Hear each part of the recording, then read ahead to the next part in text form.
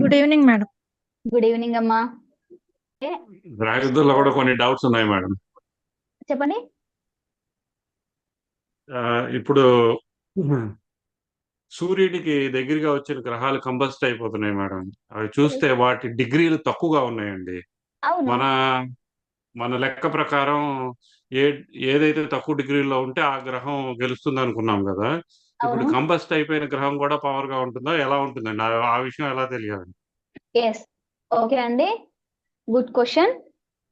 దానికంటే ముందుగా ఖచ్చితంగా కంబస్ట్ అనే దాని గురించి మనం చూసుకున్నట్లయితే అండి, సో గ్రహాల అస్తంగత్వం మీరు ఏదైతే ఇందాక అన్నారో, సూర్యుడికి అతి దగ్గరగా వచ్చినటువంటి గ్రహము కంబస్ట్ అవుతుంది. అతి దగ్గరగా మీన్స్ సూర్యుడు ఏదో 10 డిగ్రీలో ఉన్నాడు అనుకోండి, సో బుధుడు 11 కానీ 12, అంటే కంబస్ట్ అవ్వడానికి కూడా వాటి మధ్య ఎన్ని డిగ్రీల గ్యాప్ ఉండాలి అనేది కూడా మనకి జ్యోతిష్ శాస్త్రం సూచించింది. అండ్ నేను దానికి సంబంధించిన వీడియో కూడా చేశాను.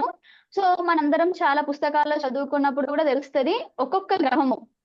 అంటే ఫస్ట్ ఆఫ్ ఆల్ అస్తంగత్వము అనేది సూర్య చంద్రులకి తప్పితే మిగిలిన గ్రహాలకి ఉంటది. సూర్యుడికి ఎందుకు ఉండదు? సూర్యుడి వలనే మిగిలిన గ్రహాలు కంబస్ట్ అవుతాయి కాబట్టి ఓకే. అండ్ చంద్రుడు సూర్యుడికి దగ్గరగా వచ్చినప్పుడు కంబస్ట్ అవడా అమ్మా అంటే అవుతాడు, కానీ దాన్ని అస్తంగత్వము అనేటువంటి పదం కంటే సమాగమం అనేటువంటి పదం యూజ్ చేస్తారు. సూర్య చంద్రుల యొక్క ఆ క్లోజ్ కంజంక్షన్ అస్తంగత్వం కాకుండా అమావాస్య తిథిగా చెప్తాము. సో మిగిలినటువంటి మన కుజాది పంచగ్రహాలు ఏవైతే ఉన్నాయో, అంటే కుజుడు, బుధుడు, గురుడు, శుక్రుడు, శని, కుజాది పంచగ్రహాలు అంటారు. కుజ ఆది, కుజుడితో మొదలు పెట్టి శని వరకు ఉండే ఈ 5 గ్రహాలు మాత్రం కంబస్ట్ అవుతాయి. ఒక్కొక్క గ్రహానికి ఆ సూర్యుడికి వాటి మధ్య ఉండే డిస్టెన్స్ ని మన యొక్క జ్యోతిశాస్త్రం సూచించింది. సో కాబట్టి ఆ గ్యాప్ కి దగ్గరగా ఆ గ్యాప్ కి వచ్చాయి అంటే అది కంబస్ట్ అయినట్టుగానే తీసుకుంటాము. సో వాటినే మనము మౌఢ్యమి, మూఢవిగా మాట్లాడుకుంటాము. ఈ మిగిలిన 5 గ్రహాలకి కూడా మౌఢ్యమిలో ఉన్నప్పటికీ నైసర్గిక శుభులుగా గురువుని, శుక్రుని భావించడం మన సాంప్రదాయంగా వచ్చింది కాబట్టి గురు మౌఢ్యమికి, శుక్ర మౌఢ్యమికి ఎక్కువ ఇంపార్టెన్స్ ఇచ్చి మనకి ముహూర్తాలు ఉంచారు. సో బుధ మౌఢ్యమి, శని మౌఢ్యమి అండ్ కుజ మౌఢ్యములు కూడా జరుగుతూనే ఉంటాయి. అదే ఇది. సో ఇలా ఇప్పుడు మీరు అడిగిన డౌట్ నాకు అర్థమైందండి, కానీ దానికంటే ముందుగా ఈ కొంచెం టాపిక్ చెప్పాను. సో ఇప్పుడు ఏంటి, మనకి సూర్యుడికి గనక, మీ డౌట్ నాకు అర్థమైంది, సూర్యుడికి గనక బుధుడు దగ్గరగా వచ్చాడు, అది ఎన్ని రకాలుగా, 2 రకాలుగా జరుగుతుంది. సూర్యుడు 10 డిగ్రీలో ఉన్నాడు, బుధుడు 12 డిగ్రీలో ఉన్నాడు. సో సూర్యుడికి బుధుడికి మధ్యలో ఉండే గ్యాప్ 6 or 8 ఎన్నో డిగ్రీలు ఉంటే కంబస్ట్ అనేది ఇంకా కన్ఫర్మ్ అనేసి చెప్తారు. ఆ డిగ్రీల లోపల ఉన్నప్పుడు కంబస్ట్ అయిపోయింది అనేది ఆ క్యాలిక్యులేషన్ మనం తీసుకుంటాము. సో ఇలా ఉన్నప్పుడు ఏం జరిగింది అంటే, కంబస్ట్ అనే దాన్ని మనం అసలు పట్టించుకోవాలా వద్దా అనేది తర్వాత మాట్లాడతాను. బట్ ఇక్కడ డిగ్రీల వైస్ చూసుకున్నప్పుడు సూర్యుడే 10 డిగ్రీలో ఉన్నాడు కాబట్టి ఇది డైరెక్ట్ గా కంబస్ట్ అయినప్పటికీ కూడా మనకి తక్కువ డిగ్రీలో ఉండేటువంటి గ్రహమే గ్రహ యుద్ధంలో గెలుస్తుంది కాబట్టి సూర్యుడు విన్ అయ్యాడు అనేది మనం డైరెక్ట్ గా చెప్పేసుకుంటాం. కానీ అలా కాని సందర్భాలు కూడా కొన్ని ఉంటాయి. ఏంటి, బుధుడే 10 డిగ్రీల్లో ఉన్నాడు, సూర్యుడు 12 డిగ్రీల్లో ఉన్నాడు. ఇలా ఉన్నప్పుడు కూడా ఎగ్జాక్ట్ గా బుధుడికి దీనికి మధ్యలో 2 degrees గ్యాప్, సూర్యుడికి ఇటువైపున ఉంటేనే కంబస్ట్ అవ్వడం కాదు.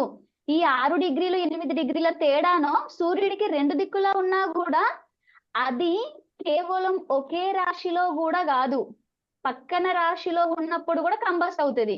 ఫర్ ఎగ్జాంపుల్ సూర్యుడు ఒక రాశిలో 0 డిగ్రీల్లో ఉండి ఇంకొక రాశిలో బుధుడు 29 డిగ్రీలలో ఉన్నప్పుడు కూడా కంబస్ట్ లో ఉన్నట్టే లెక్క. ఓకే, దీని పక్కన పెట్టి ఇప్పుడు ఇలా జరిగింది అనుకుందాము.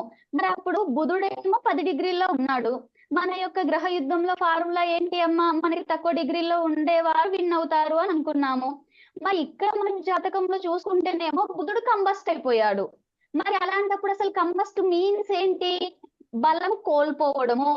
సూర్యుడికి అతి దగ్గరగా రావడం వలన తన యొక్క బలాన్ని కోల్పోయాడు కాబట్టి బలహీనుడు అయ్యాడు అనే పాయింటే కంబస్ట్ చెప్తుంది.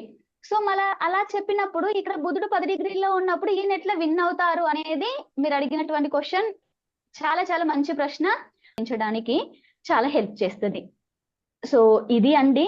సో గ్రహ యుద్ధంలో మీరు అడిగినటువంటి మంచి క్వశ్చన్ కి, అంటే ఎక్స్పెక్ట్ చేసినటువంటి క్వశ్చన్ ఇది కాదు. వాస్తవానికి నాకు ఇలాంటి క్వశ్చన్ అంటే డౌట్ రాలే, గ్రహ యుద్ధంలో ఇలా జరిగితే ఏంటి అనేది రాలేరు. 2 గ్రహాలు ఇందాక చెప్పినట్టుగా చాలా తక్కువ డిగ్రీస్ 2 డిగ్రీల 4 నిమిషాలు 2 డిగ్రీల 10 నిమిషాలు ఇలా ఉన్నప్పుడు కూడా విపరీతమైనటువంటి ఘర్షణ ఒత్తిడి అనేది చాలా ఎక్కువ పెరగడానికి అవకాశం ఉంటది. ఎప్పుడైతే గ్రహ యుద్ధము ఒక 2 గ్రహాలు మధ్య జరుగుతూ ఉందో ఆ 2 గ్రహాల మధ్యలో డిస్టెన్స్ ఎంత ఎక్కువగా ఉంటే ఆ ఒత్తిడి ఆ ఘర్షణ అంత తక్కువగా ఉంది అనే పాయింట్ ని మీరు అబ్జర్వ్ చేయాలి.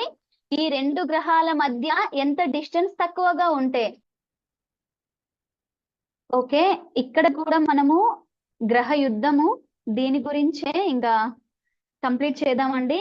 ఎందుకంటే ఆల్రెడీ లాస్ట్ క్లాస్ విన్నని వారికి కూడా ఇది కొంచెం హెల్ప్ అవుతది. అండ్ ఇప్పుడు ఉండేటువంటి ఒక 20 మినిట్స్ లో మళ్ళీ కొత్త టాపిక్ అంటే ఇంకా గ్రహ యుద్ధానికి సంబంధించినటువంటి డౌట్స్ మీలో ఇంకా ఎవరైనా ఉంటే చెప్పండి. లేదు అంటే నేను నిన్న చెప్పినటువంటి ఇంకా కొన్ని పాయింట్స్ ని మళ్ళీ ఒకసారి ఇక్కడ తెలియజేస్తాను. చెప్పారే దశానుకూలత లేకపోతే తలకిందులు అవుతది అంటే ఒకరికేమో అయ్యింది ఇంకొకరికేమో అవ్వలేదు అంటే కారణం ఏంటి? ఓకే, ఆ కారణం కూడా మీకు ఆ జాతకాలలో కనిపిస్తది మీరు కరెక్ట్ గా అబ్జర్వ్ చేయగలిగితే. అండ్ ఇంకా అందులో ఇంకేదైనా డెప్త్ పాయింట్ ఉంది అని చూడగలిగితే.